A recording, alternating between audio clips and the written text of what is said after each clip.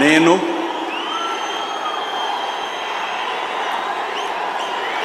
నారా చంద్రబాబు నాయుడు అనే నేను శాసనం ద్వారా నిర్మితమైన భారత రాజ్యాంగం పట్ల నిజమైన విశ్వాసం, విధేయత చూపుతానని, భారతదేశ సార్వభౌమాధికారాన్ని, సమగ్రతను కాపాడుతానని ఆంధ్రప్రదేశ్ రాష్ట్ర ముఖ్యమంత్రిగా నా కర్తవ్యాలను శ్రద్ధతో, అంతఃకరణ శుద్ధితో నిర్వహిస్తానని,